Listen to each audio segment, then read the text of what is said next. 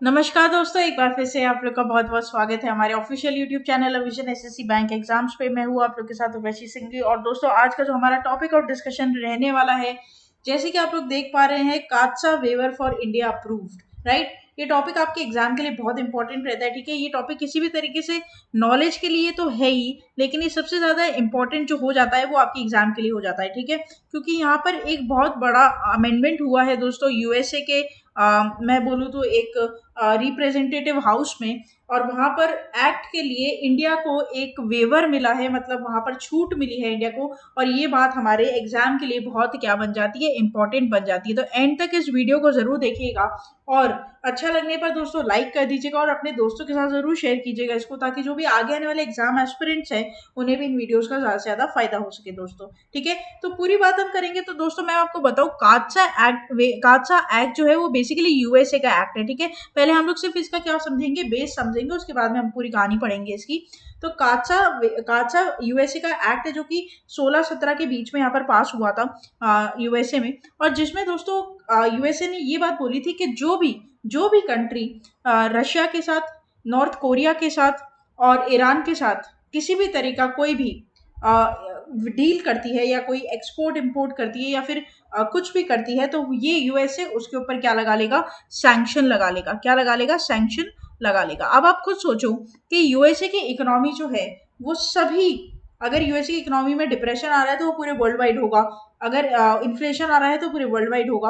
तो मतलब यूएसए में जो एक्टिविटी हो रही होगी इकोनॉमी के साथ, वही कहीं ना कहीं क्या करती है, रिफ्लेक्ट करती है और अदर देशों पे भी, इंक्लूडिंग इंडिया। आ गई बात समझ में? तो यहाँ पर क्योंकि यूएसए की जो इकोनॉमी है वो किंग इकोनॉमी है पूरी वर्ल्ड वाइड, तो यहाँ पर अगर यूएसए किसी भी देश के ऊपर सैंक्शन लगाता है तो उसके लिए बड़ी मुसीबत हो जाती है। आई बात समझ में आप लोग को? जैसे कि रिसेंटली अभी 2020 की अगर मैं बात करूं, तो यहाँ पर टर्की जो है दोस्तों, टर्की ने क्या कर दिया था, यहाँ पर कुछ ऐसे ट्रांजेक्शन किए थे रशिया के साथ, जिसकी वजह से यूएसए ने टर्की के ऊपर सैंक्शन लगा दिया।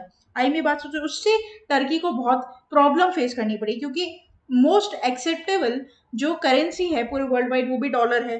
तो अगर डॉलर में अगर किसी चीज का आप ट्रांजेक्शन कर रहे हो तो यूएसए को तो पता चल ही जाएगा। ये बात मैंने अपनी पहली वीडियोज में भी आपको बताई है। तो यहाँ पर ये बड़ा इंपॉर्टेंट है, इसलिए हमें हर चीज है ना यूएसए के काचा एक्ट को समझ कर ही करनी पड़ती है।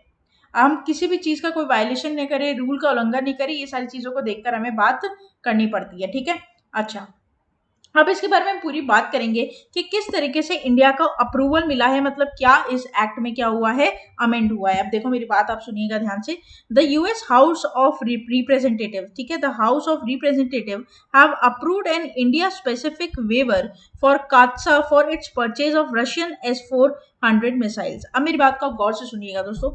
आपको पता होगा इंडिया ने, ठीक है, इंडिया ने रिसेंटली रशिया से S-400, ठीक है, S-400 मिसाइल खरीदा, ठीक है। वो रिसेंटली वहां पे डिप्लॉय भी किया हुआ है, कहाँ पे, मोहाली पंजाब में, ये आपको पता होगा।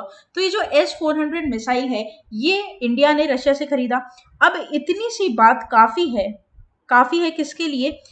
काचा एक्ट को तोड़ने के लिए। और चाहे तो यूएसए इंडिया के ऊपर क्या लगा सकता है, सैंक्शन लगा सकता है। लेकिन यूएसए ने ऐसा नहीं किया, बल्कि उल्टा यूएसए ने तो इंडिया को बोला कि तुम आराम से खरीदो, हम तुम्हारे ऊपर सैंक्शन नहीं लगाएंगे।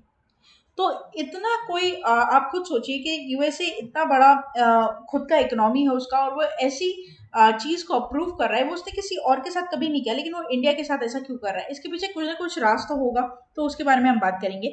This means that India will escape punitive sanctions from its key deal with Russia for weapons that will be deployed at hostile northern frontiers, right? तो ये आप लोग ध्यान रखिएगा कि यहाँ पर S-400 को लेकर यहाँ पर बात हुई है, ठीक है। कहाँ पर? यूएस हाउस ऑफ रिप्रेजेंटेटिव्स में, जैसे पार्लियामेंट होते हैं ना, सभा विधान, उसका एक छोटा सा हिस्सा है यूएस हाउस ऑफ रिप्रेजेंटेटिव्स। वहां पर ये बात हुई है कि काचा एक्ट में अमेंड किया गया है, चेंजेस किए गए हैं, संशोधन किया गया है, ठीक है। अब बात करेंगे, देखिए ये कुछ इस तरीके के हैं हमारे S-400 मिसाइल्स जो हमने रशिया से मंगवाई है, ठीक है। तो मैंने यहाँ पर आप लोग के लिए रख दिया है, ताकि आप लोग को पूरी यहाँ पर मैं नॉलेज दे सकूँ इस बारे में। अब क्या है काचा एक्ट? सबसे बड़ा इंपॉर्टेंट क्वेश्चन तो यही बन जाता है कि मैम आप काचा काचा बोलते रहो, लेकिन ये है क्या? तो सबसे पहले तो देखो, इसका इंपॉर्टेंट हो जाता है आप लोगों के लिए फुल फॉर्म, ठीक है। The countering America's adversaries through sanctions act, right. तो आपके एग्जाम के लिए सबसे ज्यादा तो यही इंपॉर्टेंट बन जाता है कि आपको इसका फुल फॉर्म ध्यान रखना है। आप कोई भी एग्जाम दे रहे हो, आप बैंकिंग का एग्जाम दे रहे हो, आप WBCS का एग्जाम दे रहे हो, ठीक है, या फिर आप IBPS का एग्जाम, जो बैंकिंग का एग्जाम मैंने बोल ही दिया, आप या फिर SSC का एग्जाम दे रहे हो, हर एग्जाम के लिए बहुत इंपॉर्टेंट है। क्योंकि मैंने वीडियो को स्टार्ट करने से पहले ही आप लोग को बता दिया कि ये आपके मनोरंजन के लिए वीडियो नहीं बनाया गया है, ये आपके एग्जाम के लिए मच मच इंपॉर्टेंट रहेगा। अभी काचा एक्ट है क्या, व्हाट इज काचा?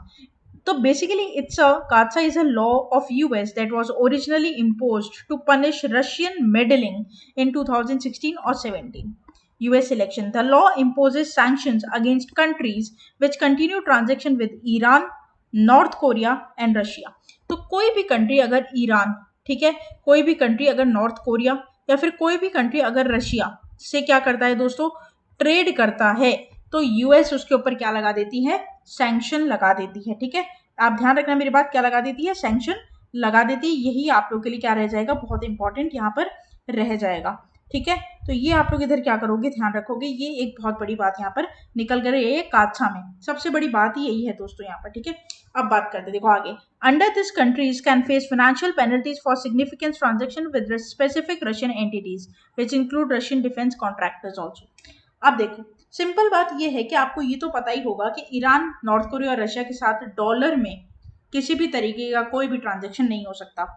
ठीक है, मैंने कुछ दिन पहले एक वीडियो डाला था हमारे चैनल पर जहां पर इंडिया ने, अब इंडिया रशिया के साथ क्या कर रहा है, ट्रांजेक्शन कर रहा है, अब वो डॉलर में तो कर नहीं सकता, तो उसने इंडियन रुपी को क्या कर दिया, आगे कर दिया कि इंडियन रुपी में हम क्या करेंगे, ट्रांजेक्शन करेंगे। इसका वीडियो मैंने आप लोग को बनाया है, पूरी बात मैंने वहां पर आप लोग के लिए की है, तो आप वहां पर जाकर देख सकते हो। ठीक है, इसके लिए और कोई बात यहाँ पर नहीं है।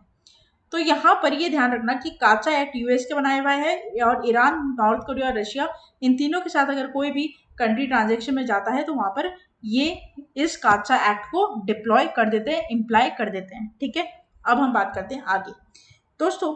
तो यहाँ पर अगर काचा एक्ट से इंडिया को फ्री कर दिया गया है, तो ऐसी कौन सी अदर एक्ट है जो कि इंडिया को इम्पैक्ट कर सकते हैं, ये बात हम करेंगे कि ऐसा क्या हो सकता है कि यूएसए इंडिया में क्या लगा दे, सैंक्शन लगा दे। तो ऐसा सिर्फ दो ही रूल है, ऐसे और बचे सिर्फ दो ही रूल है। क्योंकि क्या है देखो, काचा एक्ट में 12 सैंक्शन है। ठीक है, ध्यान रखना मेरी बात को, काचा जो एक्ट है उसमें 12 सैंक्शन लगा सकता है यूएसए।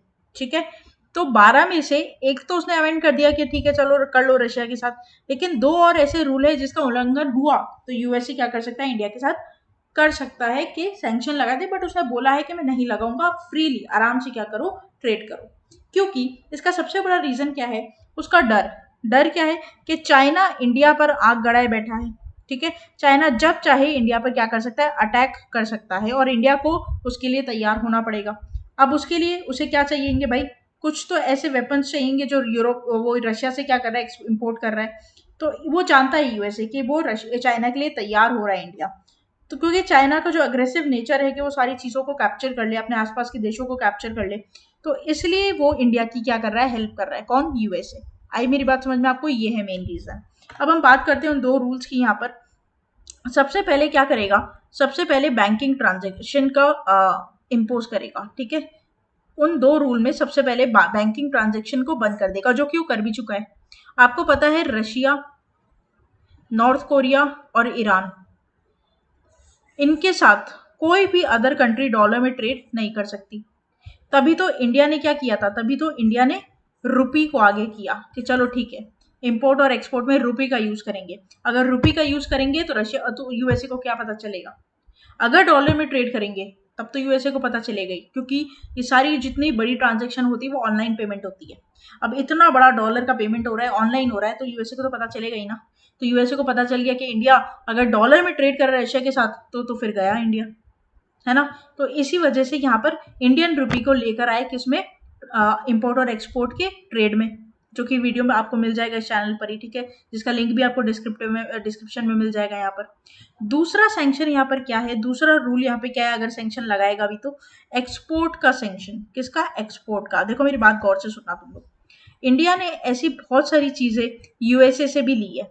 ठीक है, यूएसए से भी क्या की है, इम्पोर्ट की है।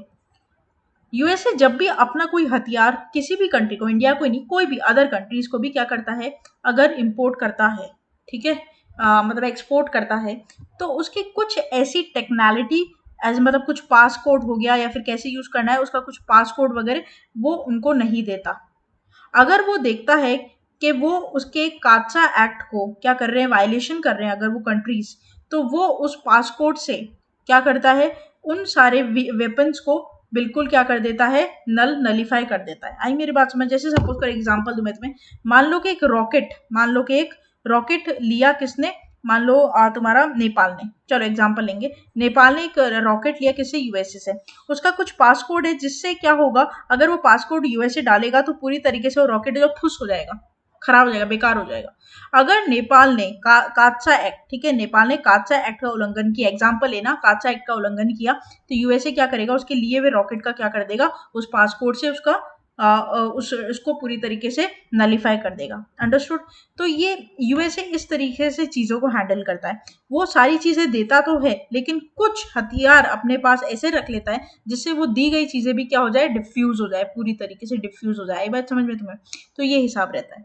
तो यहाँ पर ये दो चीजें हो सकती है जिससे इंडिया को बचना होगा। एक तो बैंकिंग ट्रांजेक्शन को बंद कर दिया जाए, ठीक है, और दूसरा जो वेपन्स हमने एक्सपोर्ट किए किससे, यूएसए से, अगर हमने किसी भी तरीके का कोई भी उल्लंघन किया अमेंडमेंट के सिवाय, तो यहाँ पर वो उसे क्या कर देगा, डिफ्यूज कर देगा एट अ टाइम जब हमें उसकी जरूरत हो गई।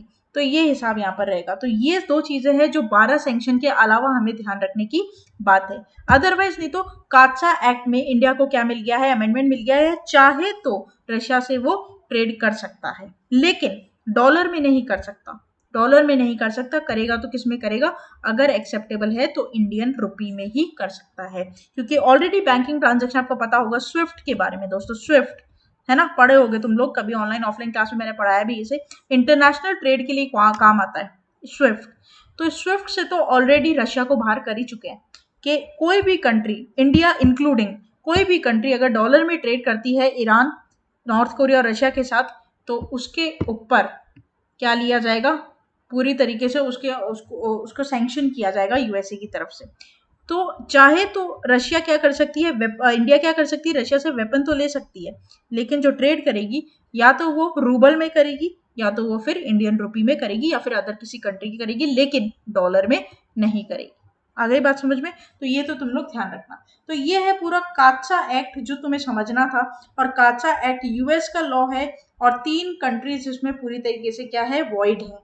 अंडरस्टूड? तो ये आपको यहाँ पर ध्यान रखना है। ये पूरा वीडियो था दोस्तों जो हमें बताना था कि किस तरीके से कात्सा ने इंडिया को अप्रूव कर दिया है कि आप बिना सैंक्शन के डर के रशिया से क्या कर सकते हो, वेपन्स ले सकते हो। ठीक है, तो आज का अगर वीडियो आप लोग को अच्छा लगा होगा दोस्तों तो लाइक करना मत भूलिएगा, चैनल को तुरंत ही सब्सक्राइब कर लीजिए, साथ ही साथ बेल आइकन को जरूर प्रेस कर दीजिएगा।